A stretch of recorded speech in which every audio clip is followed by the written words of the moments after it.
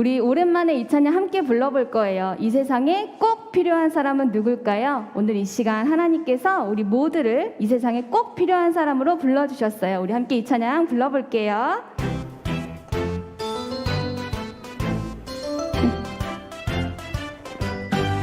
이 세상에 꼭 필요한 사람 바로 너. 이 세상에 꼭 필요한 사람 바로 너. 더러운 새 깨끗하게 소금 같은 사람 어두운 새 환하게 밝히는 거예요. 만드는 등불 같은 사람 소금과 빛으로 하나님께 영광 돌릴 사람 바로 너. 네, 우리 더 큰 목소리로 우리 옆 사람 축복하면서 이 찬양 불러봐요. 세상에 꼭 필요한 사람 누구죠? 바로 너. 이 세상에 꼭 필요한 사람을 찾아보세요. 누굴까요? 바로 너. 더러운 새 깨끗하게 만든 소금 같은 사람 어두운 세상 환하게 만드는 등불 같은 사람 소금과 빛으로 하나님께 영광 돌릴 사람 바로 너. 더러운 세상을 깨끗하게 만든 소금 같은 사람이 되어보아요. 더 어두운 세상 환하게 만드는 우리 등불 같은 사람이 돼볼까요? 등불 같은 사람 맞아요. 소금과 빛으로 하나님께 영광 돌릴 사람 바로 너. 맞아요. 이 시간에 예배하는 우리 모두는 하나님께 영광 돌릴 하나님에게 꼭 필요한 사람입니다. 우리 다시 한번 우리 이 찬양을 통해서 우리 친구 되신 하나님을 고백해볼게요. 깜빡깜빡 눈 감을 때도 꼬르륵 꼬르륵 배고플 때도 하하호호 재밌게 웃을 때도 두벅두벅 걸어갈 때도 언제나 나와 함께 하시는 우리 하나님 내 손 잡아주는 친구이죠 나를 안아주는 친구이죠 맞아요. 우리의 손 잡아주시고 안아주시는 친구 되신 하나님을 더 큰 목소리로 우리 함께 찬양해볼게요. 깜빡깜빡 눈 감을 때도 꼬르륵 꼬르륵 배고플 때도 하하호호 재밌게 웃을 때도 우리가 걸어갈 때도 우리와 함께 해주세요. 언제나 나와 함께 하시는 우리 하나님 우리의 손을 내 손 잡아주는 친구이죠 나를 안아주는 친구이죠 언제나 나와 함께 하시는 우리 하나님 내 손 잡아주시는 내 손 우리의 친구세요. 친구이죠 나를 안아주세요. 안아주는 친구이죠 아멘. 우리 한 주도 우리를 꼭 안아주시는 하나님의 사랑을 느끼는 한 주가 되었으면 좋겠습니다. 우리 예배할 때 어떻게 해야 되는지 우리의 대장 되시는 예수님이 가르쳐주신 찬양을 한번 불러볼까요?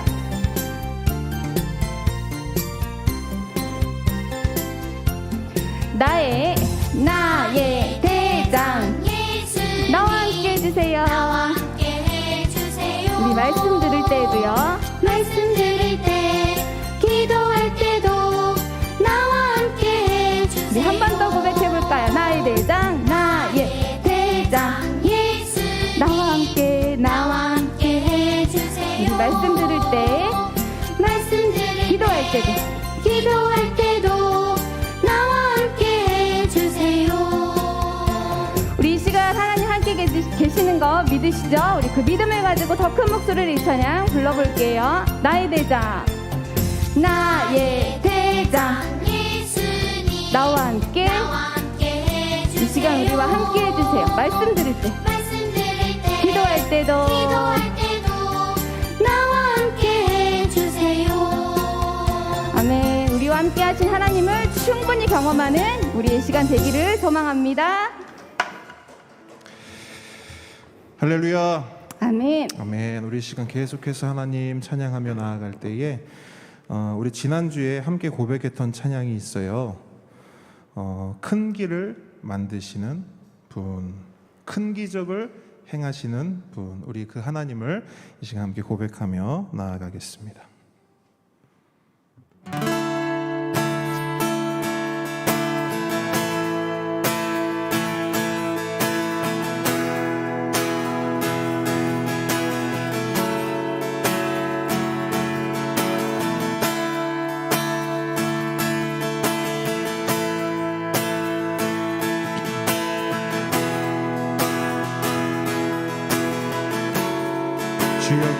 주 여기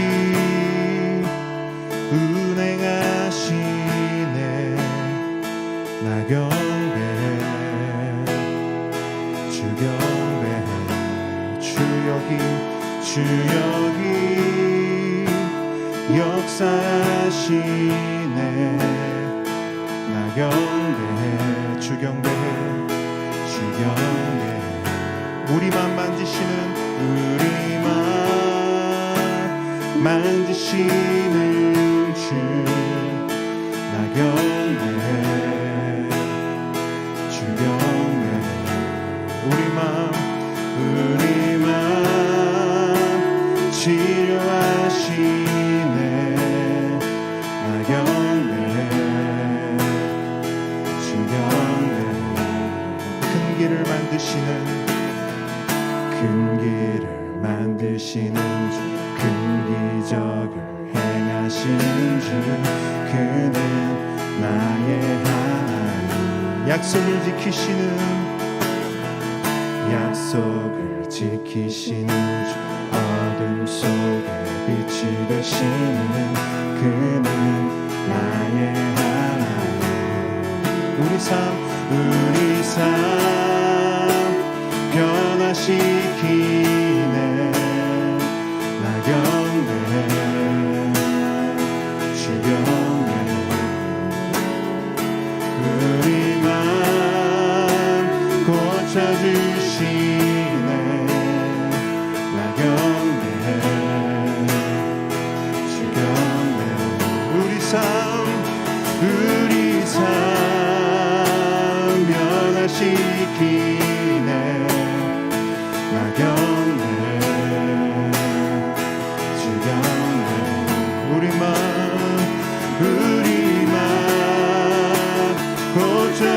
고쳐주시네. 나 경배해 주 경배해. 큰 길을 만드시는 주, 큰 기적을 행하시는 주, 그는 나의 하나님. 약속을 지키시는 주, 어둠 속에 빛이 되시는 그는 나의 하나님. 큰 길을 만드시는 주, 큰 길을 만드시는 주, 큰 기적을 행하시는 주, 그는 나의 하나님. 약속을 지키시는 주, 어둠 속에 빛이 되시는 그는 나의 하나님. 나의 하나님. 나의 하나님. 나의 하나님. 나의 하나님.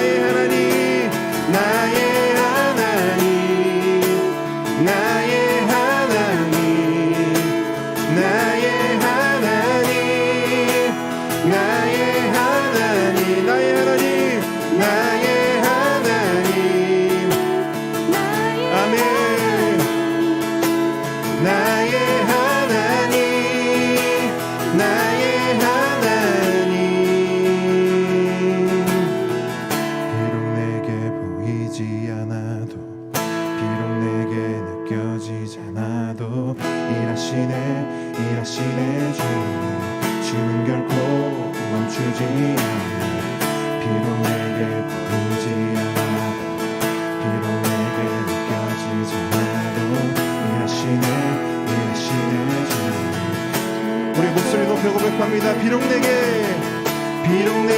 보이지 않아도 비록 내게 느껴지지 않아도 일하시네 주는 결코 멈추지 비록 내게 보이지 않아도 비록 내게 느껴지지 않아도 일하시네 주는 결코 멈추지 비록 내게 보이지 않아도 비록 내게 느껴지지 않아도 일하시네 주는 결코 멈추지 비록 내게 보이지 않아도 비록 내게 느껴지지 않아도 일하시네 주는 결코 멈추지 않네 큰 길을 만드시는 주 큰 기적을 행하시는 주 그는 나의 하나님 약속을 지키시는 주 어둠 속에 빛이 되시는 그는 나의 하나님 큰 길을 만드신 주 큰 길을 만드시는 주 큰 기적을 행하시는 주 그는 나의 하나님 약속을 지키시는 주 어둠 속에 빛이 되시는 그는 나의 하나님 나의 하나님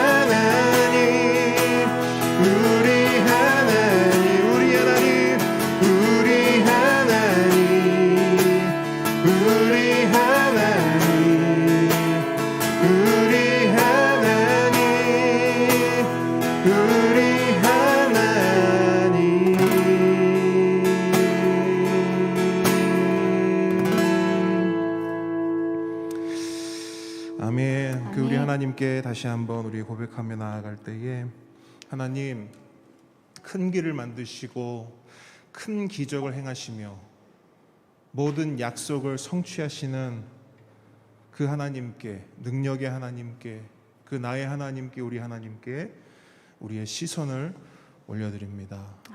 이 시간 우리의 찬양을 우리 예배를 받아 주옵소서. 함께 고백하겠습니다.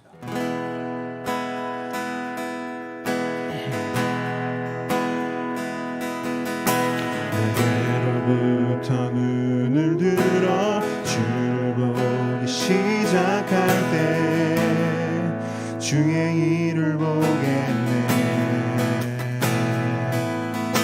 내 작은 마음 돌이키사 하늘에 구게 하네. 주님을 볼 때 내게로부터 눈을 들어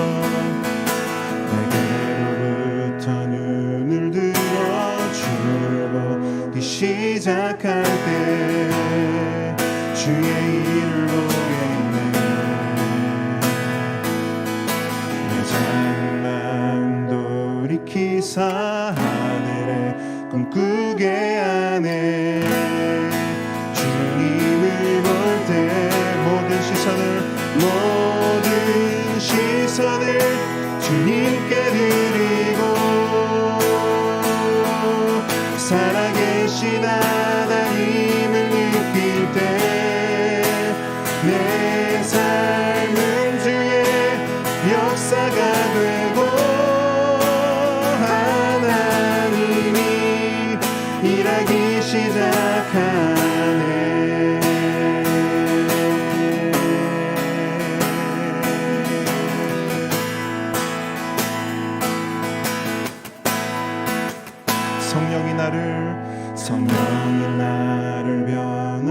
변화시켜 모든 두려움 사라질 때 주의 이름을 보겠네. 황폐한 땅 한가운데서 주님 마음 알게 되니 주님을 볼 때 성령이 나를 변화시켜 성령이 나를 변화시켜 모든 두려움 사라질 때 주의 이름을 보겠네. 황폐한 땅 한가운데서 주님 마음 알게 되리 주님을 볼 때 모든 시선을 주님께 드리고 전능하신 하나님을 느낄 때 세상은 주의 나라가 되고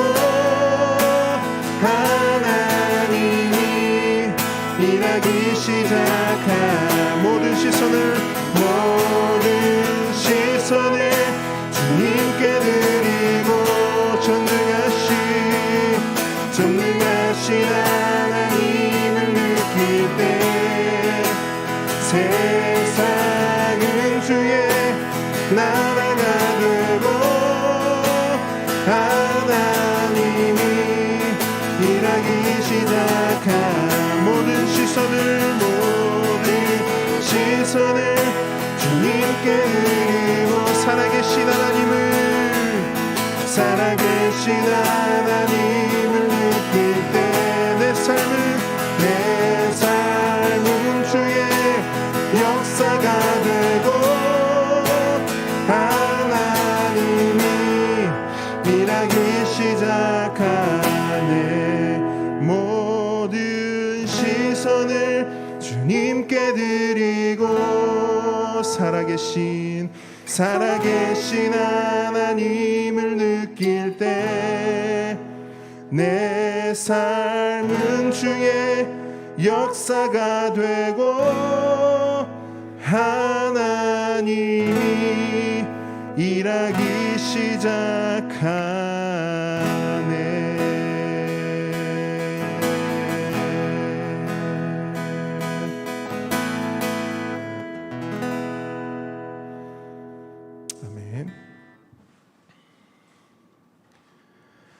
이 시간 우리 유민호 성도님께서 우리를 대표해서 기도해 주시겠습니다. 하나님 아버지, 오늘도 함께 걷는 가족이 예배를 드리게 해주신 것 감사합니다. 하나님 아버지, 이번 주에 우리 함께 걷는 가족이 코로나19에 걸리지 않게 해주시고 함께 걷는 가족이 아프지 않게 모두 건강하게 해주시고 이번 주도 즐겁고 건강하게 보내게 해주세요. 그리고 저번 주에 우리 함께 걷는 가족이 아프지 않게 해주신 거 감사합니다. 하나님 아버지, 우리가 지난주에 하나님 말씀에 순종하지 않고 하나님이 하지 말라고 하신 일을 한 것 모두 용서해 주세요. 그리고 지난주에 가족과 싸우고 동생과 다툰 일도 모두 용서해 주세요. 하나님 아버지, 이번 주에 우리가 하나님 말씀에 순종하고 하나님이 하지 말라고 하신 일 하지 않게 하고 동생 가족들과 싸우거나 다투지 않게 도와주시고 코로나 때문에 힘들더라도 하나님의 말씀을 잘 섬기게 도와주세요. 그리고 함께 걷는 교회 모든 가족들이 어느 곳에 있든지 하나님 말씀과 함께 걸어가게 도와주세요. 그리고 어느 곳에 있든지 하나님께 집중하여 예배하게 해주세요. 하나님, 우리가 하나님께 이 헌금을 드립니다. 이 헌금을 감사히 받아주시고 이 헌금을 하나님이 전해지는 도구로 사용되게 해주세요. 예수님의 이름으로 기도했습니다. 아멘. 아멘. 오늘 주님께서 우리에게 주시는 하나님 말씀은 출애굽기 6장 14절로 7장 7절까지입니다. 출애굽기 6장 14절로 7장 7절까지 말씀이 좀 긴데요. 우리 한 절씩 교독하도록 하겠습니다. 6장 14절 말씀.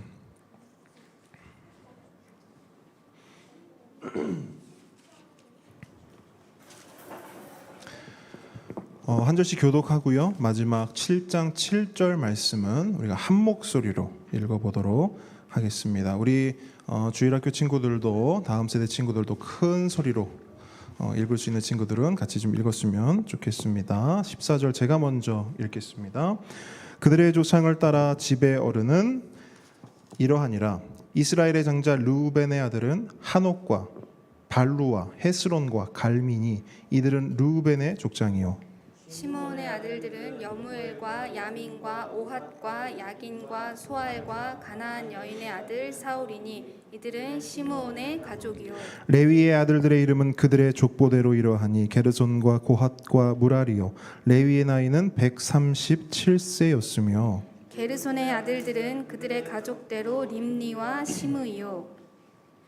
고핫의 아들들은 아므람과 이스할과 헤브론과 우시엘이요. 고핫의 나이는 133세였으며 무라리의 아들들은 마흘리와 무시니 이들은 그들의 족보대로 레위의 족장이요. 아므람은 그들의 아버지의 누이 요게벳을 아내로 맞이하였고 그는 아론과 모세를 낳았으며 아므람의 나이는 137세였으며 이스할의 아들들은 고라와 네벡과 시그리요. 우시엘의 아들들은 미사엘과 엘사반과 시드리요. 아론은 암미나답의 딸 나손의 누이 엘리세바를 아내로 맞이하였고 그는 나답과 아비후와 엘르아살과 이다마를 낳았으며 고라의 아들들은 야실과 엘가나와 아비아삽이니 이들은 고라 사람의 족장이요. 아론의 아들 엘리아살은 부디엘의 딸 중에서 아내를 맞이하였고 그는 비느하스를 낳았으니 이들은 레위 사람의 조상을 따라 가족의 어른들이라. 이스라엘 자손을 그들의 군대대로 애굽 땅에서 인도하라 하신 여호와의 명령을 받은 자는 이 아론과 모세요. 애굽 왕 바로에게 이스라엘 자손을 애굽에서 내보내라 말한 사람도 이 모세와 아론이었더라. 여호와께서 애굽 땅에서 모세에게 말씀하시던 날에 여호와께서 모세에게 말씀하여 이르시되 나는 여호와라 내가 내게 이르는 바를 너는 애굽 왕 바로에게 다 말하라. 모세가 여호와 앞에서 아뢰되 나는 입이 둔한 자이오니 바로가 어찌 나의 말을 들으리까. 여호와께서 모세에게 이르시되 볼지어다 내가 너를 바로에게 신같이 되게 하였은즉 내 형 아론은 내 대언자가 되리니 내가 내게 명령한 바를 너는 내 형 아론에게 말하고 그는 바로에게 말하여 그에게 이스라엘 자손을 그 땅에서 내보내게 할지니라. 내가 바로의 마음을 완악하게 하고 내 표징과 내 이적을 애굽 땅에서 많이 행할 것이나 바로가 너희의 말을 듣지 아니할 터인즉 내가 내 손을 애굽에 뻗쳐 여러 큰 심판을 내리고 내 군대 내 백성 이스라엘 자손을 그 땅에서 인도하여 낼지라. 내가 내 손을 애굽 위에 펴서 이스라엘 자손을 그 땅에서 인도하여 낼 때에야 애굽 사람이 나를 여호와인 줄 알리라 하시매 모세와 아론이 여호와께서 자기들에게 명령하신 대로 행하였더라. 함께 읽겠습니다. 그들이 바로에게 말할 때에 모세는 80세였고 아론은 83세였더라. 아멘.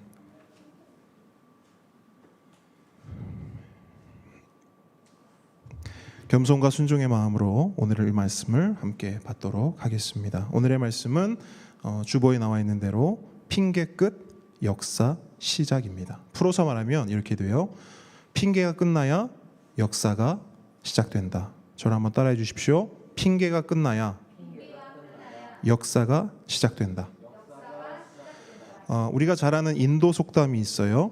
하고자 하는 자는 방법을 찾지만 하기 싫어하는 자는 핑계를 찾는다. 이 속담을 오늘 본문의 의미로 바꾸면 이렇게 됩니다. 출애굽을 소망하는 자는 방법을 찾지만 출애굽을 포기한 자는 핑계를 찾는다. 지난주 살펴보았듯이 모세와 이스라엘은 출애굽을 포기한 상황에 놓여 있습니다.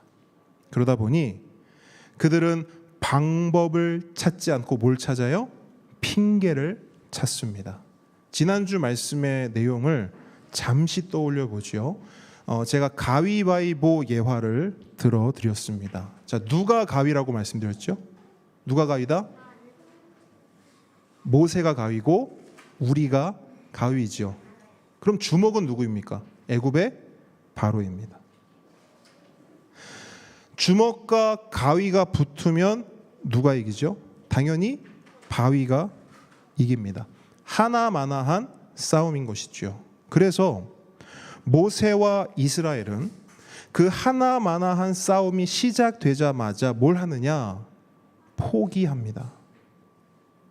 포기하고 뭘 찾아요? 핑계거리를 찾습니다.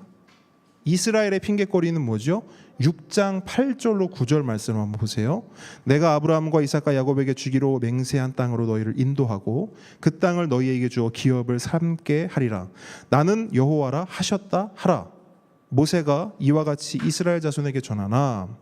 자, 이제 그들이 어떻게 반응하는지 보세요. 그들이 마음의 상함과 가혹한 노역으로 말미암아 모세의 말을 듣지 아니하였더라. 하나님께서 이스라엘을 향해 내가 너희를 출애굽시킬 거야, 내가 너희를 구원할 거야 라고 말씀하셨습니다. 그런데 이 말씀에 대한 이스라엘의 반응은 뭐죠? 듣지 아니하였더라. 바꿔 말하면 이거예요. 포기하였더라. 물론 이스라엘 백성들이 처음부터 이랬던 것은 아니지요. 처음에 그들은 하나님의 말씀을 들었습니다. 들었을 뿐 아니라 믿었습니다. 여러분, 말씀을 조금 더 거슬러 올라가 보지요. 4장 31절을 보십시오. 31절을 보면 뭐라고 기록되어 있습니까? 백성이 믿으며, 이렇게 시작해요. 백성이 믿으며 여호와께서 이스라엘 자손을 찾으시고 그들의 고난을 살피셨다 함을 듣고, 분명히 듣고 있어요, 그죠? 머리 숙여 뭐해요? 경배하였더라. 그들은 들었습니다. 하나님의 말씀은. 그들은 믿었어요. 하나님의 말씀을. 그래서 하나님을 경배했지요. 출애굽에 대한, 하나님이 말씀하신 그 출애굽 구원에 대한 기대와 소망이 그들에게 있었어요. 그들은 정말 그렇게 되기를 바랬습니다. 그리고 기왕이면, 기왕에 출애굽하고 기왕에 구원 받을 거면 좀 더 극적이길 원했을 거예요. 애굽이 완전히 망하고 바로가 완전히 박살나는 그런 것 말입니다. 생각해 보십시오. 그들 안에, 이스라엘 안에 얼마나 많은 울분과 원통함이 있었겠습니까? 아마도 그들은 애굽의 애자만 들어도, 바로의 밭자만 들어도 이가 갈리고 주먹이 부들부들 떨렸을 거예요. 430년 동안 그들이 당한 게 얼마입니까? 요즘 올림픽 하죠. 이제 거의 막바지에 다다랐는데, 우리나라는 올림픽에 임하는 남다른 각오가 있어요. 다른 나라의 목표는 뭐죠? 금메달이에요. 근데 우리나라의 목표, 물론 금메달이지만 우리나라는 금메달을 넘어서는 더 위대한 목표가 있어요. 뭐죠? 일본을 이기는 거예요. 금메달은 못 따도 일본만은 이겨야 돼요. 배구 선수 김연경에게 인터뷰를 요청했습니다. 이런 질문을 해요, 기자가. 일본에게 지고 메달 딸래? 아니면 메달은 못 따도 일본한테는 이길래? 뭘 선택했을까요? 처음에는 메달을 선택해요. 그런데 잠깐의 시간이 지나자마자 잠깐요, 바꿀게요. 메달 못 따도 일본은 이길게요. 이렇게 말을 하는 거예요. 여러분, 이게 우리 마음인 거예요. 일본에게 당한 것이 있기 때문에 일본 생각만 하면 울분이 있어요. 어떻게든 이기고 싶은 마음이 있는 거예요. 그런데 일본이 우리를 괴롭힌 연수가 공식적으로 35년입니다. 35년에도 이 정도 울분이 있다면 이스라엘은 어떨까요? 이스라엘은 430년이에요.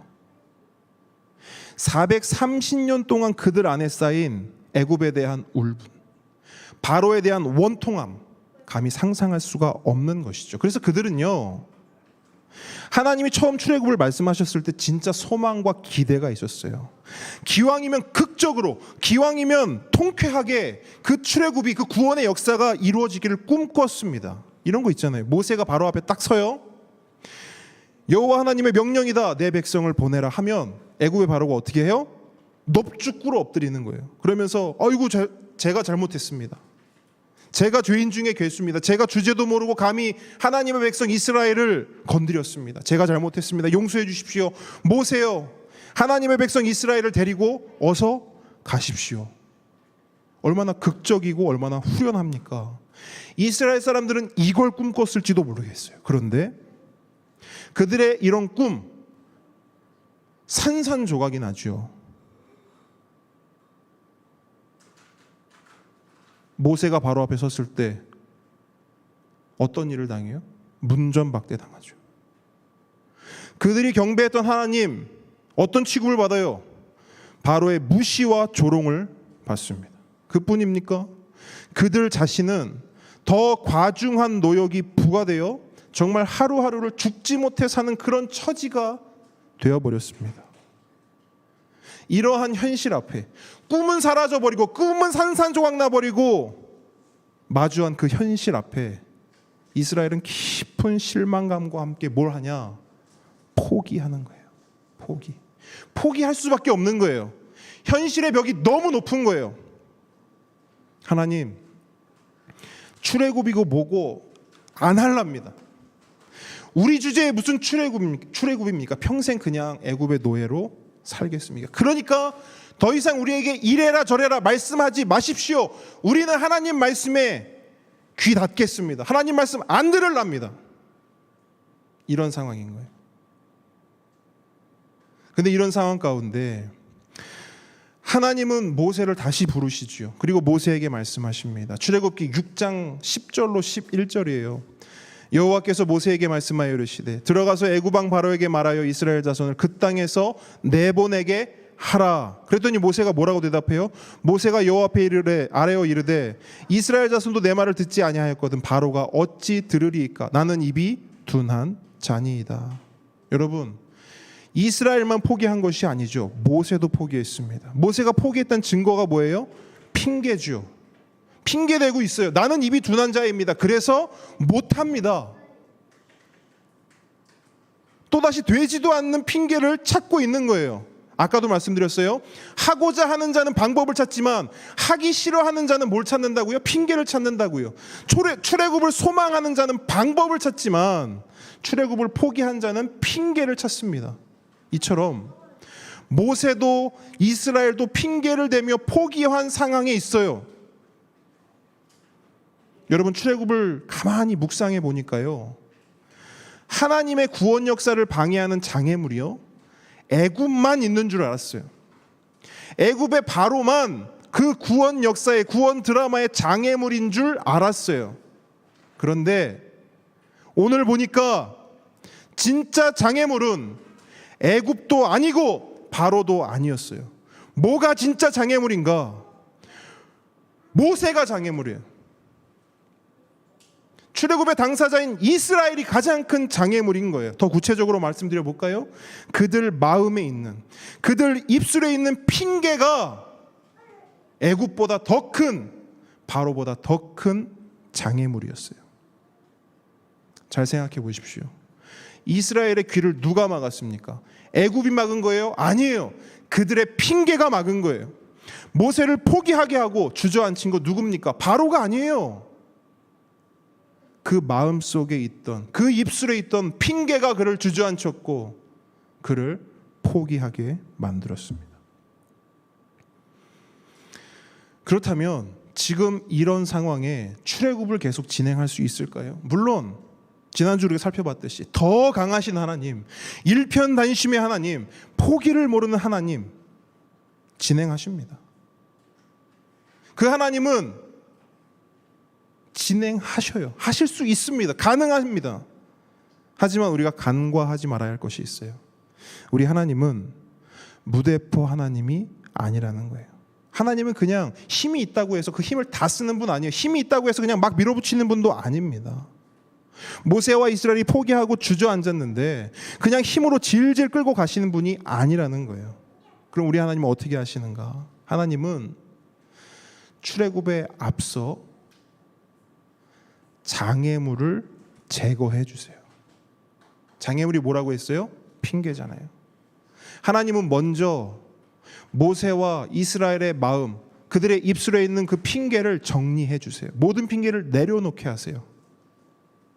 그리고 그렇게 모든 핑계가 정리되면, 끝이 나면 비로소 어떤 일이 일어나는가? 여러분 오늘 본문 7장 7절까지 읽었잖아요. 이제 모든 핑계가 끝이 나고 정리되면 7장 8절부터 어떤 일이 일어나는가? 역사가 시작돼요. 10가지 재앙이라 불리는 출애굽의 구원 역사가 드디어 시작됩니다. 뭐가 끝나니까? 핑계가 끝나니까. 그래서 오늘 설교 제목이 핑계 끝, 역사 시작인 거예요. 다시 한번 저를 따라합시다. 핑계가 끝나야 역사가 시작된다.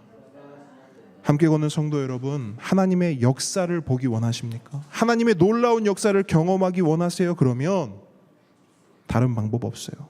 우리 마음과 입술에 있는 모든 핑계가 멈춰져야 합니다. 그 핑계가 끝이 나야 돼요. 오늘 그 핑계에 대해서 우리가 함께 묵상을 하려고 해요. 우리의 핑계는 무엇인가? 우리의 마음에, 우리의 입술에 어떠한 핑계들이 있는가? 여러분, 너무 많은 핑계가 있지요. 다 살펴볼 수가 없어요. 어떤 목사님이 성도들의 핑계 이러면서 정리해 놓은 글이 있는데요. 거기 나온 것만 해도 10수십 가지가 넘어요. 그거 다 우리가 살펴볼 수 없어요.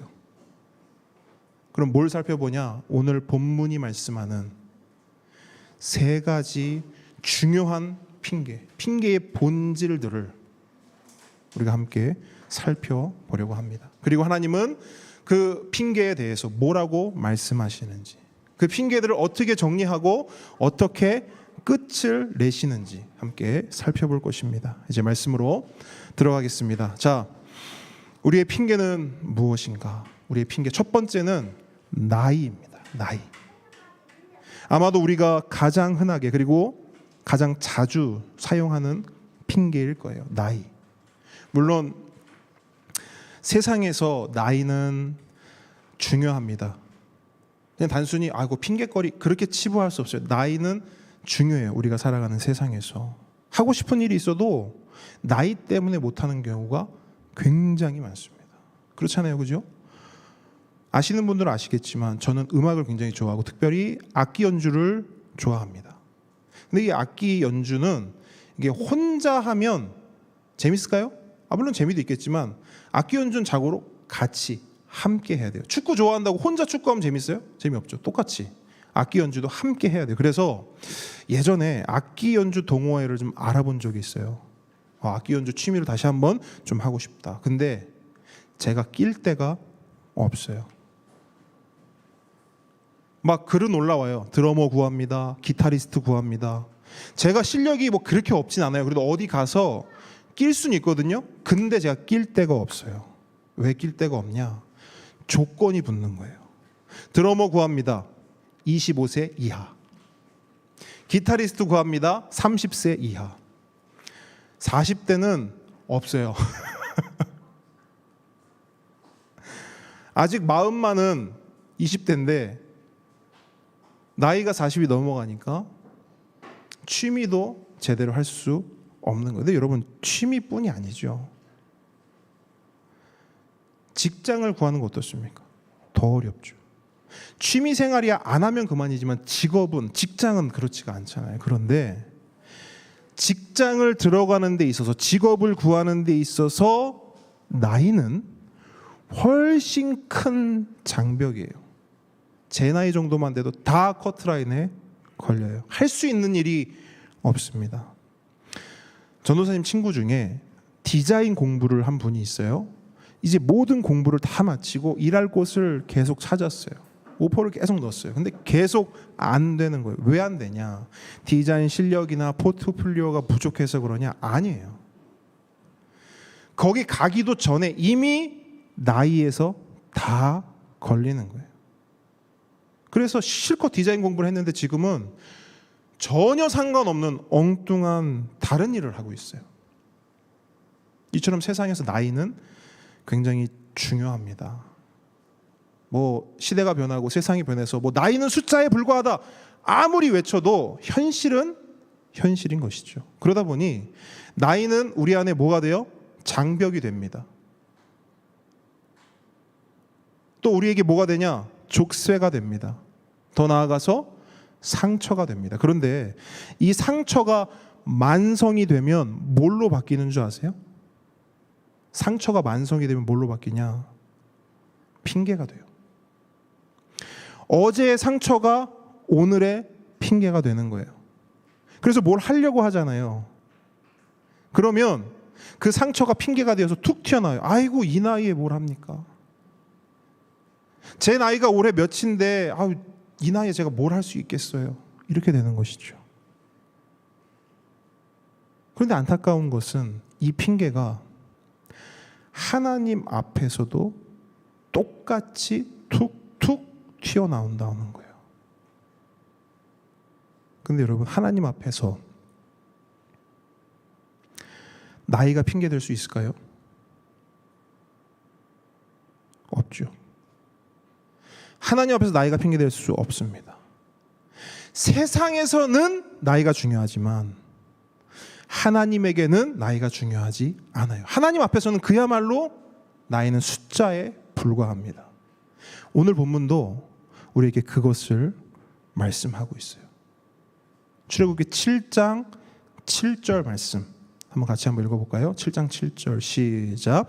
그들이 바로에게 말할 때에 모세는 80세였고 아론은 83세였더라.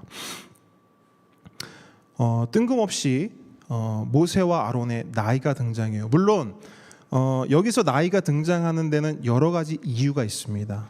그런데 그 중에 하나는 뭐냐면 우리에게 나이가 핑계될 수 없음을 말해주고 있는 거예요. 여러분, 출애굽 당시, 모세 당시 평균 수명, 사람이 살아가는 데 있어서 평균 수명이 한 몇 세 정도 되었을까요? 한번 찍어보세요. 평균 수명. 네? 120. 땡입니다. 제가 말씀을 드릴게요. 성경에 보면 그때 당시에 평균 수명을 우리가 유추해 볼 수 있는 말씀이 있어요. 시편 90편에 그게 나오거든요. 시편 90편은 누구의 노래냐면 모세의 노래예요. 근데 거기서 모세가 이런 고백을 해요. 아마 한 번쯤 다 들어보셨을 거예요. 딱 들으시면 아실 거예요. 우리의 연수가 70이요 강건하면 80이라. 그죠? 모세가 이렇게 고백했잖아요. 그러면 당시 평균 수명은 어느 정도 될까요? 70에서 80 왔다 갔다 한 거예요. 그러니까 80 살면 많이 산 거예요. 말하잖아요. 강건하면 80이라. 근데 보세요. 출애굽 당시 모세가 몇 살이었다고요? 80이었어요. 아론은 무려 83세였어요. 당시 평균 수명을 기준으로 모세는 어떤 나이냐? 죽음을 준비해야 할 나이였어요. 그때 죽어도 아무도 아이고 왜 이렇게 일찍 갔어? 안 해요. 우리말로 호상이에요. 죽음을 준비해야 할 나이예요. 그런데 하나님은 그 80세의 모세를 부르세요. 천국으로 부르신 게 아니에요. 소명으로 부르세요. 이 놀라운 거예요, 여러분. 80세의 하나님은 모세를 천국으로 부르시는 게 아니라 소명으로 부르십니다. 그리고 그를 사용하세요. 죽음을 코앞에 둔 80세의 노인을 통해 출애굽이라는 놀라운 역사를 이루시는 거예요. 여러분, 하나님 앞에 나이가 중요하다 안 중요하다? 안 중요하다. 하나님 앞에 나이는 정말 숫자에 불과합니다. 그렇기에 하나님 앞에서 나이는 결코 핑계가 될 수 없는 것이죠. 여러분 보세요. 당시 애굽의 노예로 있던 이스라엘 백성 가운데 모세 또래의 분들도 분명히 있었을 겁니다. 그분들이 출애굽에 대한 이야기를 처음 들었을 때 어떤 반응이었을까요? 모르긴 몰라도 이런 반응들이 대부분이었을 겁니다. 뭘 한다고? 애굽을 떠난다고? 아이고, 나는 못 간다. 이 나이에 어딜 가냐? 너희 젊은 사람들이나 가라. 난 여기서 이대로 살다가 죽을란다. 뭐 이런 반응 아니었겠습니까? 그런데 그분들을 향해 하나님께서 뭐라고 말씀하시는가? 나이가 뭐 어쨌다고? 모세를 보라. 아론을 보라. 모세는 80이요 아론은 83세더라. 제가 전에 청소년 아이들과 전도 여행을 간 적이 있어요. 국내 전도 여행을 간 적이 있는데 그때 주로 다녔던 데가 시골 장터였습니다. 그때 만났던 할머니 한 분이 계시는데 아이들이 그 할머니에게 직접 복음을 전했어요. 근데 보통 안 합니다, 귀찮아요 이렇게 할 법도 한데 손주 또래의 아이들이 똘망똘망한 눈으로 뭘 제잘제잘 하니까 다 들어주시는 거예요. 끝까지 앉은 자리에서 다 들어주셨어요. 그리고 이제 마지막으로 아이들이 이렇게 할머니께 말씀드립니다. 할머니, 예수님 믿으면 천국 가실 수 있어요. 예수님을 구주와 주님으로 믿으시겠어요? 우리가 함께 기도해 드릴게요. 그랬더니 할머니가 뭐라고 대답하느냐? 아이고 야들아, 이 나이에 뭘 믿니? 그냥 이렇게 살다 죽을란다. 우리 애기들은 예수님인지 뭔지 잘 믿으세요. 건강하게 잘 자라세요. 이렇게 말했어요. 대충 상황이 이해가 되시죠? 그 어르신들이 그냥 그런 말씀을 하시는 거예요. 그러면서 자리를 떠나는 거예요. 그래서 제가 몇 번을 잡고 거듭 말씀드렸음에도 끝내 복음을 거절하고 거부하셨어요. 저도 그렇지만 아이들이 정말 많이 속상해하고 마음 아파했던 그런 기억이 있습니다. 근데 여러분, 하나님 마음은 오죽하실까요? 하나님이 그 애타는 마음을 가지고 이 세상의 수많은 할머니, 할아버지들 향해 뭐라고 말씀하십니까? 나이가 못이 어쩌다고? 모세를 보라. 아론을 보라. 모세는 80이요. 아론은 83세였더라. 여러분, 나이가 못이라고 그것이 하나님 앞에 핑계가 될 수 있겠습니까? 90세든 100세든 아까 집사님 말씀하셨던 것처럼 120세든 하나님께 나아가면, 핑계치 않고 나아가면 우리 하나님은 역사하십니다. 구원의 역사를 이루십니다. 그런데 여러분, 제가 말씀을 이렇게 묵상하면서 생각을 해보니까 이 나이에 대한 핑계는요, 연세가 많은 분들에게만 해당되는 게 아니더라고요. 나이가 어리잖아요? 그러면 또 그 나이 어림이 또 다른 핑계가 되기도 합니다. 아직 어리기 때문에 할 수 없다는 것이지요.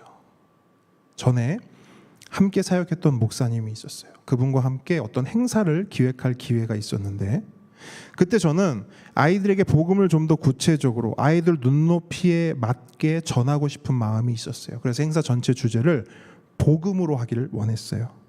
그런데 그분은 자꾸 반대를 하는 거예요. 자꾸 안 된다는 거예요. 이유가 뭔가 하니 애들이 아직 어려서 복음이란 주제는 너무 어렵다는 거예요.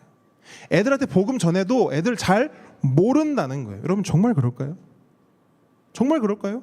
근데 더 놀라운 것은 제가 다음 세대 사역을 하면서 만난 선생님들이나 학부모님들을 보면 이런 생각하고 계신 분들이 생각보다 많습니다. 애들 아직 어려서 몰라요. 이런 애들이 뭘 알겠어요? 하나님을 알겠어요? 예수님을 알겠어요? 복음을 알겠어요? 여러분, 정말 그럴까요? 나이가 어리면 정말 복음을 모를까요? 그렇기 때문에 복음 전하는 것을 나이가 들 때까지 미뤄야 될까요? 그렇지 않아요. 저는 우리 아이들, 민우, 은서의 눈이 가장 살아나는 때를 알고 있어요. 그 아이들의 눈빛이 살아나는 순간을 알고 있어요. 언제인가 유튜브 볼 때? 아니에요. 게임할 때? 아닙니다. 유튜브 보거나 게임하는 아이들의 눈을 보세요. 죽어 있어요. 근데 저는 우리 아이들의 눈이 살아나는 때를 봐요. 언제냐면 우리가 가정에서 예배 드릴 때. 못 믿으신다면 할 수 없지만 저는 봐요. 정말 눈물이 날 정도로 살아나고 빛이 납니다.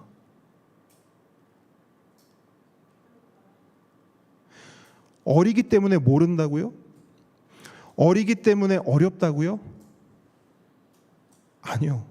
그럼 예수님이 그런 말씀 안 하셨죠. 어린아이들이 나에게 오는 것을 막지 마라. 그럼 예수님도 막으셨어야죠. 애들은 가. 아직은 어려. 조금 더 크거든 와. 어떤 분이 그런 얘기를 해요. 함께 걷는 교회는 아이들이 같이 이렇게 예배를 드린다던데 애들이 힘들어하지 않나요? 어려워하지 않나요? 어려울 수도 있죠. 힘들 수도 있죠. 하지만 못하는 건 아니죠.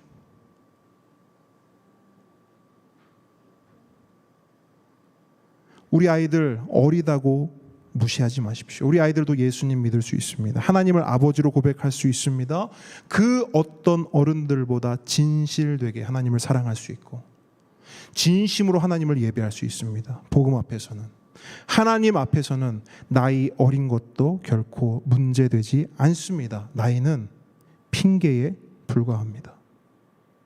다음 세대 사역을 할 때 젊은 부모님들이 이런 상담을 많이 하셨어요. 목사님, 우리 아이에게 복음을 언제 전하면 되나요? 저는 이런 확신이 있어요. 복음은 언제 전하는 것이 아니고 언제나 전하는 것이다. 그래서 저는 먼저 이렇게 질문을 합니다. 아이가 음악 소리에 반응을 하나요? 네. 아이에게 뽀로로 영상을 보면 뽀로로에 반응을 하나요? 좋아합니까? 네, 좋아합니다. 그러면 복음을 전하세요. 그러면 그 아이에게 예수님을 전하십시오. 그러면 그 아이는 복음에 반응할 것입니다. 그 아이는 예수님을 좋아할 것입니다. 여러분, 성경도 분명하게 말씀해요. 구약의 대표적인 말씀이 뭐죠? 신명기 6장 4절로 7절입니다. 이스라엘아 들으라. 우리 하나님 여호와는 오직 유일한 여호와이시니 너는 마음을 다하고 뜻을 다하고 힘을 다하여 내 하나님 여호와를 사랑하라. 오늘 내가 너에게 명하는 이 말씀을 너는 마음에 새기고, 여기서 중요해요, 너의 자녀에게 부지런히 가르치며 집에 앉았을 때에든지 길을 갈 때에든지 누워 있을 때에든지 일어날 때에든지 이 말씀을 강론할 것이며. 신약의 대표적인 말씀은 뭐예요? 디모데후서 3장 15절이죠. 또 어려서부터 성경을 알았나니 성경은 능히 너로 하여금 그리스도 예수 안에 있는 믿음으로 말미암아 구원에 이르는 지혜가 있게 하느니라. 아멘. 함께 오는 성도 여러분, 하나님 앞에서 나이는 숫자에 불과합니다. 나이가 많은 것도 문제가 되지 않고요, 나이가 적은 것도 문제가 되지 않습니다. 다윗은 10대에 부르심을 받았고 예레미야는 20대에, 에스겔은 30대에 부르심을 받았습니다. 아브라함은 70대에 고향을 떠났고요, 오늘 본문에 등장하는 모세와 아론은 80대부터 하나님께 쓰임을 받았어요. 하나님은 나이와 상관없이 부르시고 사용하십니다. 하나님 앞에 나이는 숫자에 불과합니다. 그러므로 더 이상 하나님 앞에 나이로 핑계하지 맙시다. 하나님이 쓰시겠다는데, 하나님이 일하시겠다는데, 하나님이 역사하시겠다는데 나이가 대수이겠습니까? 나이가 많든 적든 모든 핑계를 내려놓고 하나님의 역사를 경험하는 우리 모든 함께 걷는 성도들 되기를 주님의 이름으로 축복합니다. 한 걸음 나아갑니다. 우리의 핑계는 무엇인가? 두 번째는 실력이에요. 아마도 나이 다음으로 가장 많이 핑계하는 것일 겁니다. 실력. 하나님, 저는 못합니다. 하나님, 저는 할 수 없어요. 왜? 저는 잘하는 것도 없고요, 잘 아는 것도 없습니다. 하나님이 더 잘 아시잖아요. 하나님, 저는요 실력이 없어요. 그래서 못해요. 안 해요. 실제 사역 현장에서도 이러한 핑계로 섬김의 자리를 고사하는 경우가 많습니다. 여러분, 주일학교 사역 중에 가장 어려운 일이 뭔지 아십니까? 여러 어려운 일이 있지만 가장 어려운 일은 교사를 세우는 일입니다. 그래서 언제라도 괜찮은 분이 있으면 늘 부탁하고 애원했던 기억이 있어요. 올해 좀 교사로 섬겨주시면 안 되겠습니까? 교사가 부족합니다. 교사로 좀 섬겨주시면 안 되겠습니까? 늘 이런 부탁을 하고 다니는 거예요. 근데 가만히 제가 말씀을 준비해서 생각해 보니까요, 우리 성도님들은 대부분 저와 교사로 섬겼던 분들이더라고요. 우리 현영 성도도 중등부 1년 했었잖아요. 그렇죠? 우리 집사님 저랑 오랫동안 같이 했었고, 그러니까 새삼 감사의 마음이 드는 거예요. 생각해 보니 진짜 대부분의 사람들은 다 고사하거든요. 안 하려고 하거든요. 근데 우리 함께 걷는 교회 성도님들 대부분은 교사 출신인 거예요. 너무 감사합니다. 어쨌든 우리 성도님들처럼 기꺼이 교사로 섬겨주시는 분들도 계시지만 대부분은 거절하세요. 근데 거절하시는 이유와 핑계가 거의 두 가지로 통일됩니다. 오늘 다뤄지는 거예요. 먼저는 이거예요. 목사님, 제 나이가 이렇게 많은데 청소년 아이들이 저 좋아하겠습니까? 중등부 애들이, 고등부 애들이 저처럼 이렇게 나이 많은 할마씨를 좋아할까요? 애들은 젊은 선생님들 좋아하지 저같이 이렇게 나이 많은 선생님 싫어합니다. 그래서 저는 못합니다. 많이 들어보셨죠? 마을장 하시면서.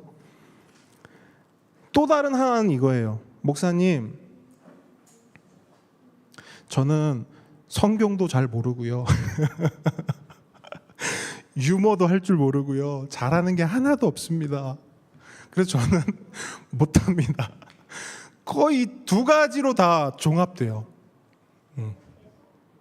물론 그분들의 말이 틀린 건 아니에요. 이해가 전혀 안 되는 것도 아닙니다. 나이와 실력 때문에 할 수 없다.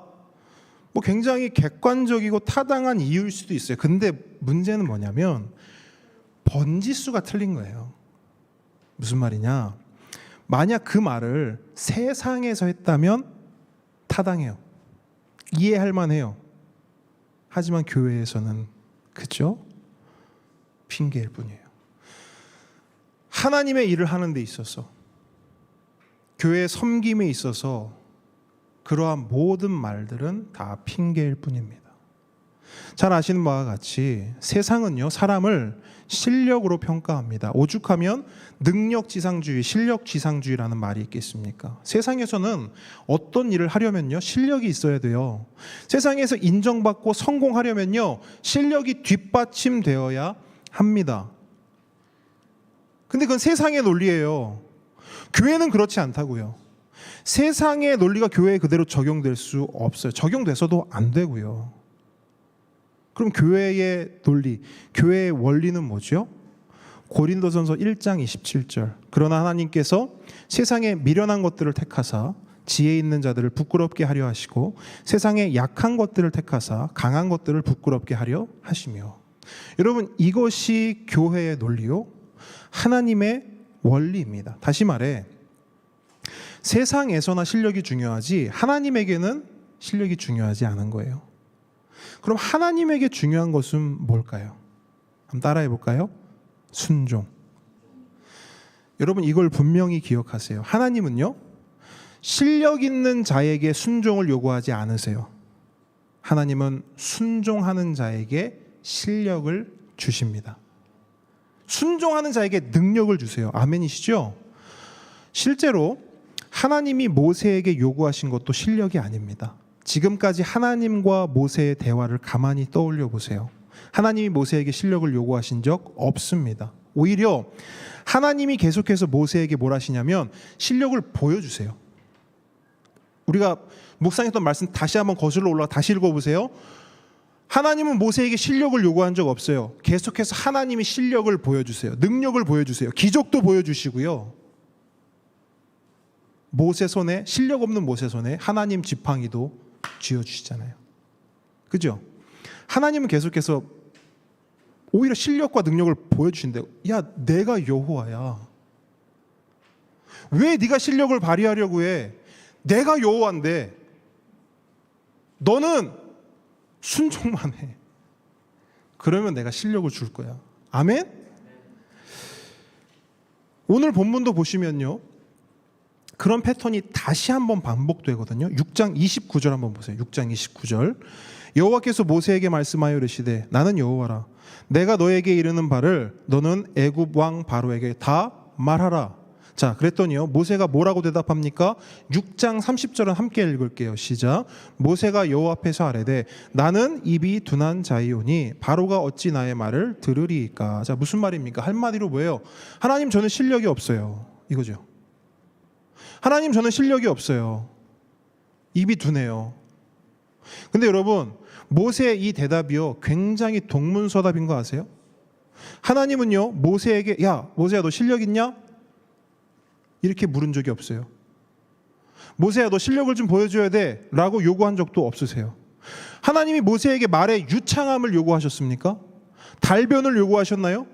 모세야, 가서 바로를 반드시 설득시켜, 너의 말발로 바로를 설득시켜야 돼, 이걸 원하세요? 아니죠.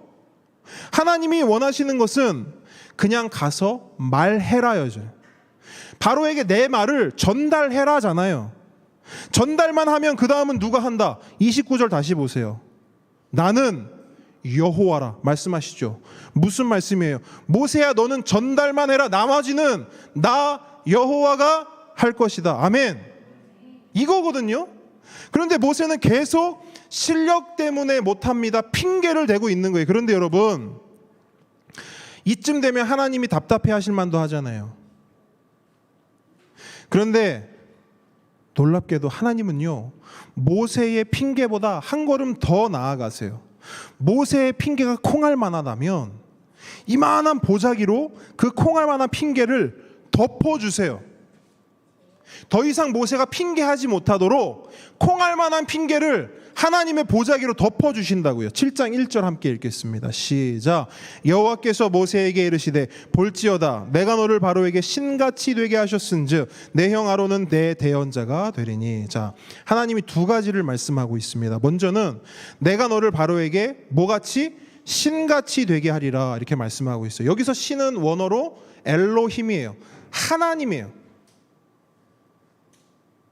내가 너를 바로 앞에서 하나님처럼 되게 할 것이다. 이게 뭘 말하는 거냐면, 이제 모세가 바로 앞에 다시 서잖아요. 한 번은 문전박대 당했어요. 한 번은 수모를 당했어요. 그런데 이제 모세가 바로 앞에 다시 설 때는 예전과 전혀 다른 상황이 전개될 것을 말씀하고 있는 거예요. 전에는 바로가 모세를 무시했죠, 문전박대했죠. 하지만 이제 그럴 수 없습니다. 오히려 바로는요, 모세를 두려워하게 될 거예요. 우리가 지난주 나눴던 말씀으로 다시 표현해 볼까요? 지금까지는 바로가 주먹이고 모세는 뭐였어요? 가위였어요. 하지만 이제 판도가 바뀌는 거예요. 하나님이 모세에게 말씀하십니다. 모세야, 이제 너는 가위가 아니라 뭐다? 보자기다. 아멘? 지금 하나님이 이거 말씀하시는 거예요. 이전까지는 바로가 주먹이고 모세가 가위였다는 거예요. 하지만 모세야, 걱정하지 마라. 너의 실력을 핑계하지 마라. 이제 너는 보자기다. 왜? 내가 널 보자기로 만들 거니까. 바로의 강한 손을 제압할 수 있는 더 강한 손이 되게 할 것이다. 이것이 모세의 그 콩알만한 핑계를 덮는 하나님의 말씀이에요. 또 어떤 말씀을 하세요? 1절 뒷부분 보세요. 내 형 아론은 너의 대언자가 되리니. 자, 이 말씀은 간단히 말하면 이거예요. 모세야, 더 이상 언변 가지고는 이제 핑계 그만. 너 입 둔한 거 너도 알고 나도 알아. 귀가 닳도록 들었어. 그래서 내가 아론 붙여줬잖아. 그래서 내가 아론 동역자로 붙여줬잖아. 이제 더 이상은 실력 가지고 핑계하지 말자, 이거예요. 정리합니다. 왜 하나님 앞에서 실력이 중요하지 않은가? 왜 하나님 앞에서 실력으로 핑계할 수 없는가? 하나님이 다 하시기 때문입니다. 여러분,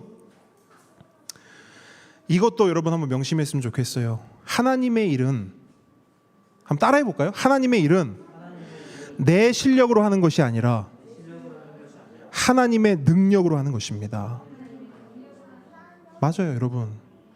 내 실력이 아니에요. 하나님의 능력이에요. 7장 3절로 5절이요, 그것을 강조하고 있거든요. 보시면요, 우리말 성경에는 이렇게 뚜렷하게 드러나진 않아요. 그런데 이렇게 원어로 보게 되면 아주 분명하게 드러나거든요. 여기 보면 이 짧은 3절로 5절 말씀 안에 내가 한다 라고 하는 하나님의 이 선언이요, 무려 10번이나 반복되고 있어요. 3절로 5절 제가 읽어드릴 텐데 눈으로 한번 따라와 보세요. 내가 바로의 마음을 완악하게 하고 내 표징과 내 이적을 애굽 땅에서 많이 행할 것이나 바로가 너희의 말을 듣지 아니할 터인즉 내가 내 손을 애굽에 뻗쳐 여러 큰 심판을 내리고 내 군대 내 백성 이스라엘 자손을 그 땅에서 인도하여 낼지라. 내가 내 손을 애굽 위에 펴서 이스라엘 자손을 그 땅에서 인도하여 낼 때에야 애굽 사람이 나를 여호와인 줄 알리라 하시매. 아멘. 왜 우리는 실력으로 핑계할 수 없을까요? 하나님이 다 하시기 때문입니다. 여러분 정말 그래요. 우리의 실력이 아닙니다. 하나님의 능력입니다. 여러분 노아를 한번 생각해 보세요. 자, 여러분 저 보세요. 그냥 아이들 두시고 저 보세요. 아이들은 저렇게 놀면서도 다 듣습니다. 노아도 듣고 모세도 듣고 다 듣고 있어요. 노아를 생각해 보세요. 노아가 뭘 만들었습니까? 배를 만들었죠. 근데 그냥 보통 배가 아니라 대형 방주를 만들었습니다. 노아가 그 배를 만들 실력이 있었을까요? 그렇죠? 그냥 언뜻 생각해도 없었어요. 여러분 노아가 무슨 조선해양공학과를 졸업했겠습니까? 무슨 배를 만드는 박사학위가 있었겠습니까? 그런 거 없었어요. 그러면 여러분께 다시 한번 묻겠습니다. 노아 이야기 많이 아시잖아요. 그럼 노아는 어떻게 방주를 만들었을까요? 궁금하지 않으세요? 저는 문득 그게 갑자기 불현듯 떠올랐어요. 어렸을 때부터 노아의 방주 너무 많이 들었고 설교로도 들었고 너무 뭐 애니메이션으로 봤고 했는데 과연 실력 없는 기술 없는 노아가 어떻게 방주를 만들었을까? 뭘로 만들었을까요? 오늘 우리가 나눴던 말씀 중에 힌트가 있어요. 노아는 방주를 순종으로 만들었어요. 그게 정답이에요. 답이 없어요. 노아가 방주를 실력으로 만들었다? 그래서 저는 모르겠어요. 노아는 방주를 순종으로 만들었습니다. 노아가 실력 발휘를 해서 방주가 만들어진 게 아니에요. 노아는 그냥 순종을 했고요. 하나님께서 순종하는 노아를 통해 방주를 만드신 겁니다. 아멘? 사실 우리가요 노아의 방주를 굉장히 쉽게 생각하는 경향이 있어요. 근데 모세가 홍해를 가른 것만 기적이 아닙니다. 노아가 방주를 만든 것도 기적이에요. 기적이에요. 노아가 무슨 실력이 있어서 그런 기적을 행했습니까? 순종하는 노아를 통해 하나님이 기적을 베푸신 것이죠. 다시 한번 강조합니다. 하나님의 일은요 내 실력으로 하는 것이 아니라 뭐로 하는 거다? 하나님의 능력으로 하는 것이다. 자, 기드온을 보세요. 기드온. 삼손을 보세요. 다윗을 보시고요. 예수님의 제자들을 보세요. 성경은 이들의 실력에 대해서 말하기보다 이들이 얼마나 연약하고 하자가 많은 사람들이었는지를 드러내고 있습니다. 그리고 그런 그들을 통해 역사하시는 누굴 보여주느냐? 하나님을 보여줘요.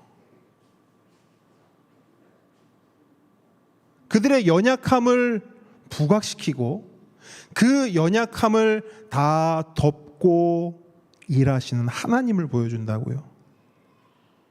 내 실력이 아니라 하나님의 능력인 것이죠. 함께 오는 성도 여러분, 더 이상 하나님 앞에 실력으로 핑계하지 맙시다. 사실 이거는 제가 들어야 될 말씀이에요. 이건 진짜 제가 말씀을 준비하면서도 계속 아멘 아멘 했어요.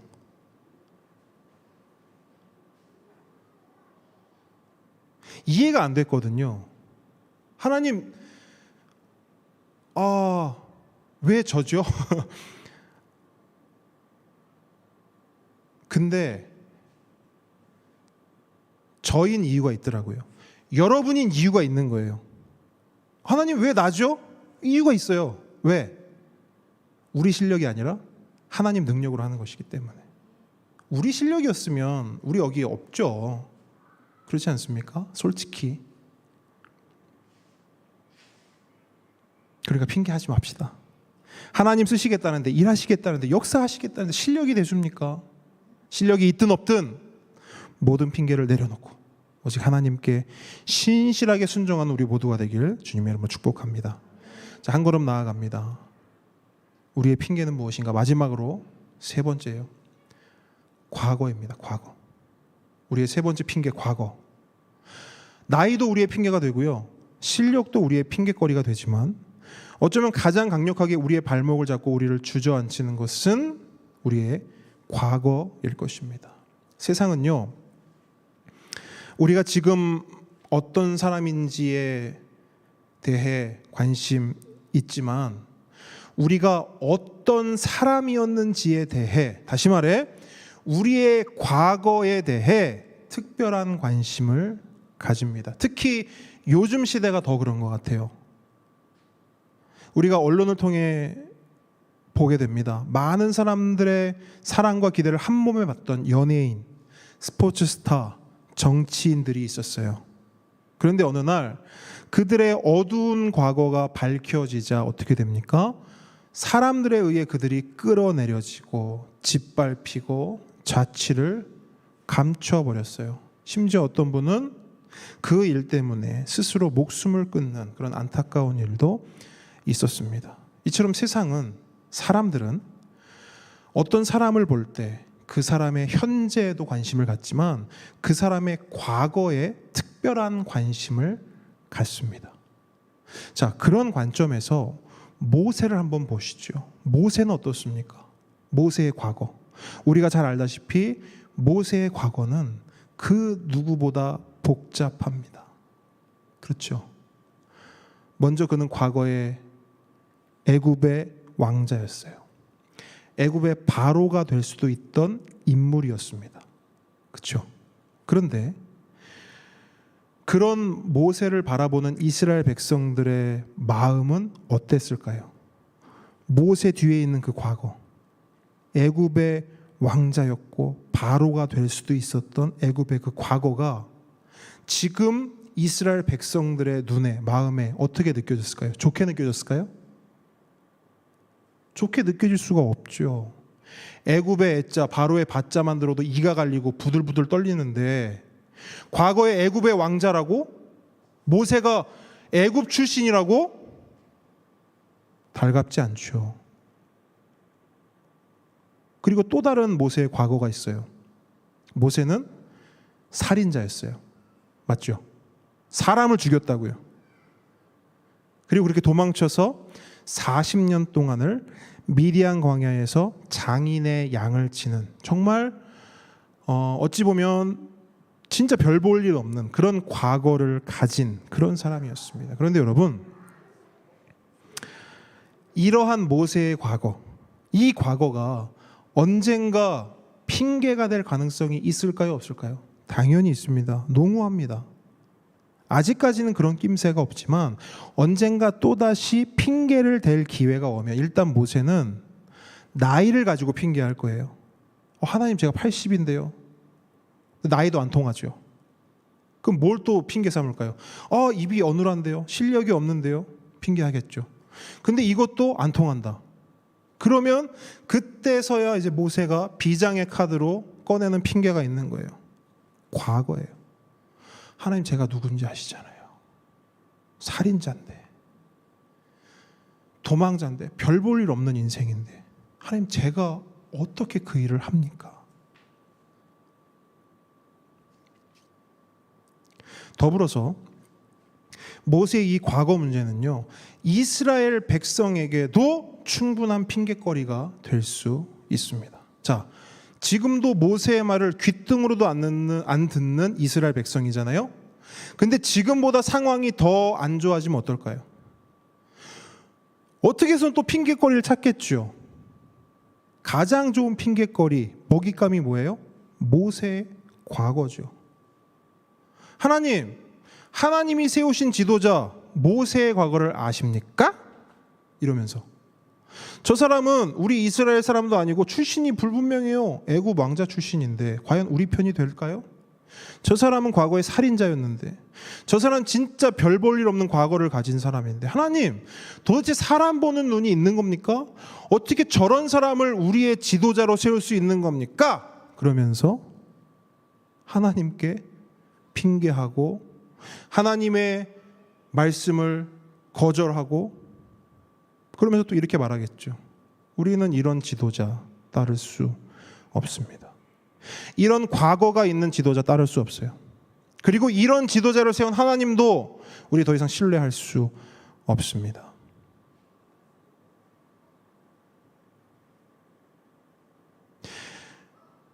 이런 핑계를 하고도 남는 이스라엘 백성입니다. 그래서 하나님은 어떻게 하시느냐? 앞으로 있을 모든 핑계의 요소들을요, 미리 차단하시고 완벽하게 정리하세요. 그 내용이 어디에 나오냐면 6장 14절로 25절까지의 말씀이에요. 모세와 아론의 족보인데요. 자, 이 모세와 아론의 족보를 간단하게 한번 살펴보겠습니다. 먼저 우리가 흥미롭게 볼 것은 이거예요. 하나님은 과거에 대한 핑계를 정리하시면서 모세의 과거, 모세의 족보를 설명하시는데, 모세나 이스라엘 백성이 생각하는 과거보다요 훨씬 거슬러 올라갑니다. 모세나 이스라엘이 생각하는 과거는 길어야 80년이죠. 그렇죠? 모세나 이스라엘이 이야기하는 과거는 길어야 80이에요. 80년. 하지만 하나님은 어디까지 올라가시느냐? 그의 부모를 넘어 저 멀리 야곱의 세 아들 르우벤, 시므온, 레위까지 올라갑니다. 거기서부터 모세의 과거를 설명하시는 거예요. 자, 모세는 어떤 인물인가? 그의 조상 중에 르우벤과 시므온과 레위가 있었다라고 먼저 말씀하세요. 그럼 그들은 누굴까요? 먼저 르우벤은 야곱의 장자였죠. 그런데 르우벤 우리가 잘 압니다. 야곱이 죽기 전에 그 장자 르우벤을 축복을 하는데, 축복을 합니까? 아니죠. 저주에 가까운 말을 듣게 됩니다. 아버지 야곱으로부터. 창세기 49장 3절로 4절이에요.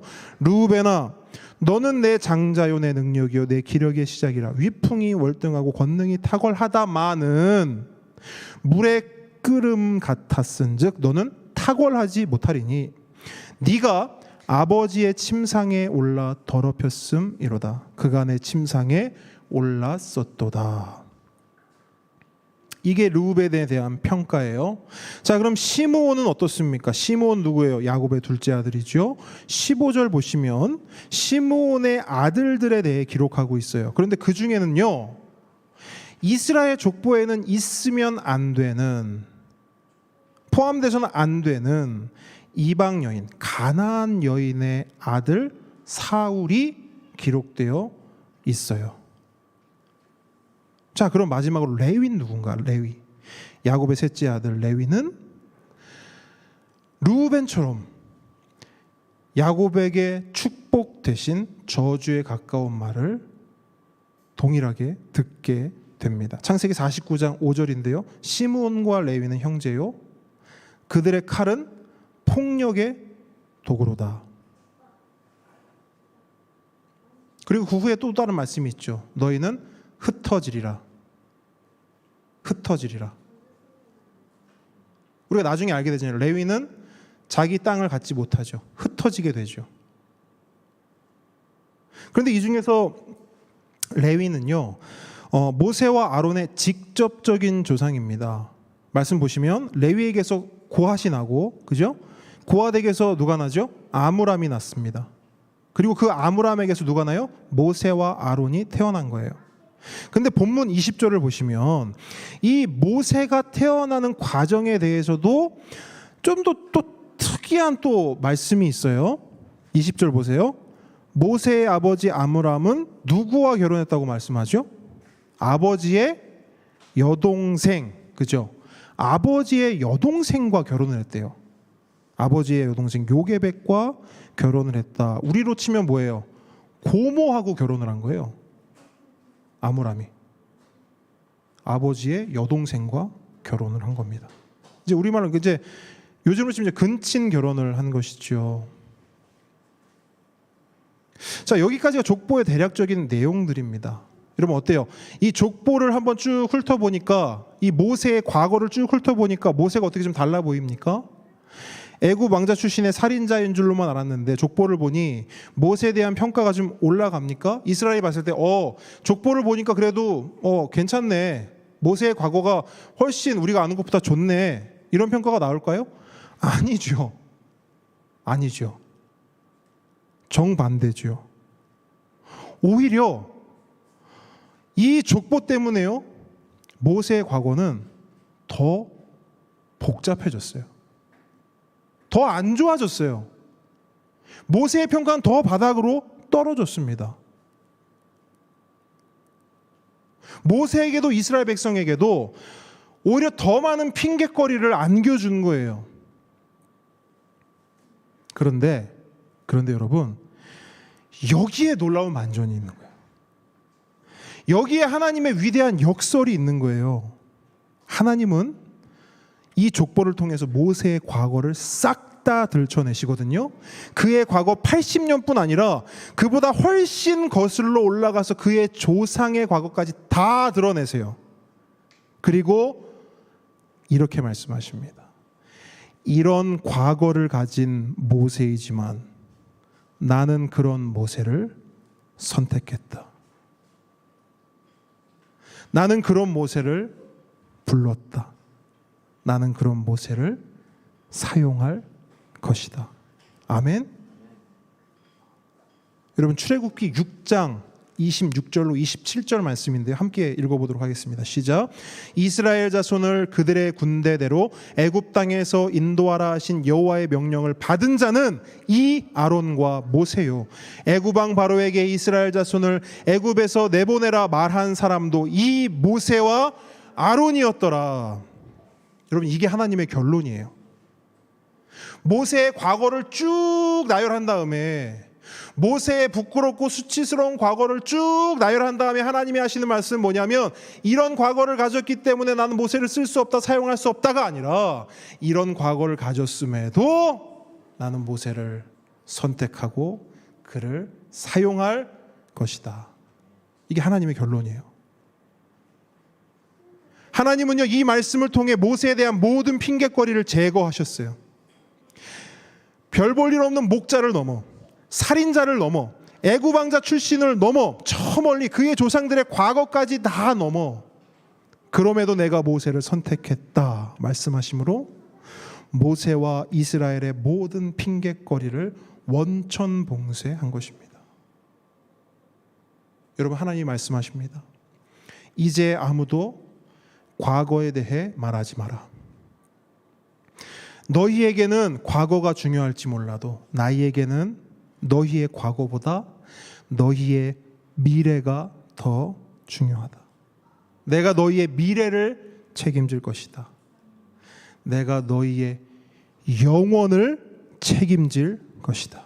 여러분, 이것이 하나님의 약속입니다. 이 약속을 믿으십니까? 이것을 믿는 것이 우리의 신앙이에요. 그렇다면 더 이상 과거에 관심을 두지 맙시다. 우리의 과거는요, 모세뿐 아니라 우리의 과거는요, 이미 하나님 앞에 다 드러났어요. 성경이 말씀합니다. 우리의 과거는 뭐예요? 한마디로 죄예요. 우리는 죄인이었어요. 죄인 중에 괴수였어요. 여러분, 모세의 과거만 복잡합니까? 이 족보를 보면서 아이고 쯔쯔쯔 저런 족보를 가지고 있네, 아이고 살인이나 하고 말이야, 별 볼 일 없네 모세. 여러분, 모세의 과거만 복잡합니까? 아니요. 우리 모두의 과거가 복잡해요. 모세만 살인자입니까? 성경은 분명히 말씀해요.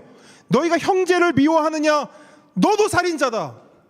여러분, 왜 모세만 살인자예요? 우리도 살인자지요.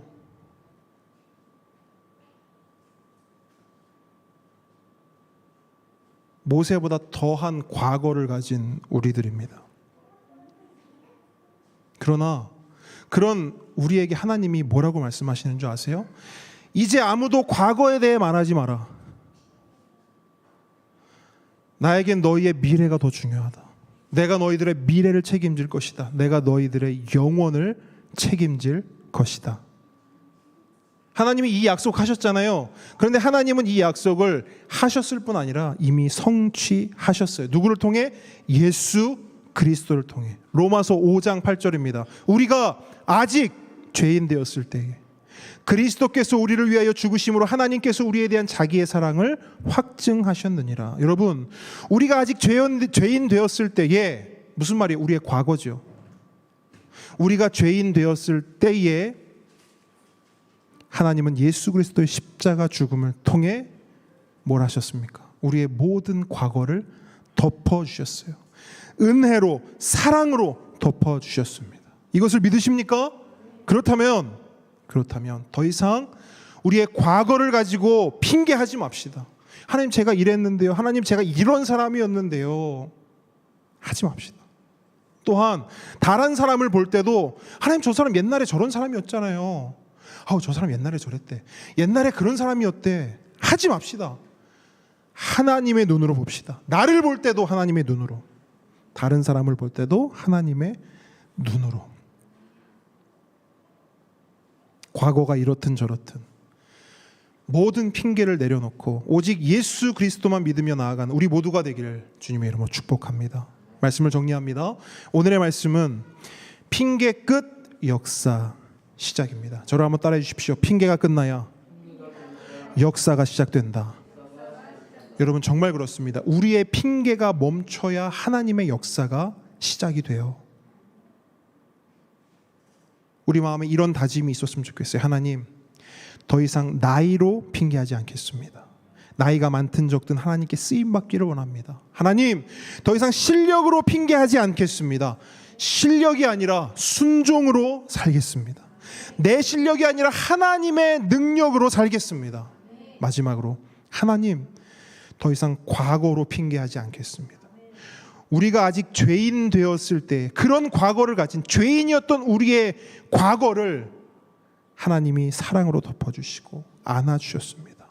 하나님의 그 은혜로 살아가겠습니다. 오직 우리의 시선을 하나님께만 올려드리겠습니다. 이 모든 다짐으로 우리의 삶을 살아내는 모든 함께 걷는 성도들 되길 주님의 이름으로 축복합니다. 우리 함께 찬양하겠습니다.